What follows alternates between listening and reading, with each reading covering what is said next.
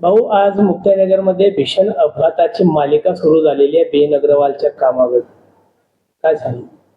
BN. Agarwal ठेकेदाराचं काम national highway 353 मध्ये सुरू आहे आणि अलीकडे आजच घटना घडली असं नाही, आज तर भीषण घटना घडली. त्यांच्या त्या डंपर खाली 2 मजुरांचा मृत्यू झाला. सारे मजूर आदिवासी आहे. त्या आधी सुद्धा पुरनाळ खाट्यावर एक पूर्ण कुटुंब जे आदिवासी होतं 5 जणांचं, ते पूर्ण चिरडलं गेलं आणि मरलं, त्या ठिकाणी मरण पावलं.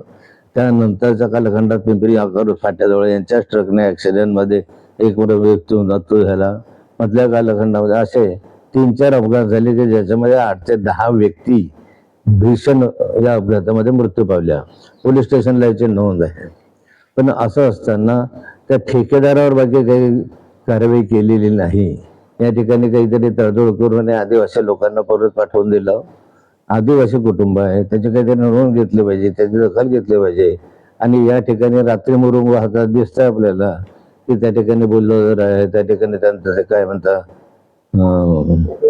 पोकलँड आहे, JCB उभा आहे, हे व्हिडिओमध्ये दिसत आहे. रात्री उत्खननाची परवानगी नसताना सर्रास या ठिकाणी उत्खनन चालतं. याच्या तक्रारी मी स्वतः कलेक्टरकडे केलेल्या आहे, पण उपयोग शून्य आहे. सर्वांच्या संगनमताने या ठिकाणी गोरगरीब माणसाचे जीव जात आहे आणि यापुढे जात राहतील अशी स्थिती आहे. माझी अजून सरकारला विनंती आहे की या ठिकाणी कठोर कारवाई करावी. जो ठेकेदार आहे त्याच्यावर सदोष मनुष्यवधाचा गुन्हा दाखल करावा. इतके माणसं जातात त्यांच्या चुकीमुळे आणि सरकार डिम्म आहे.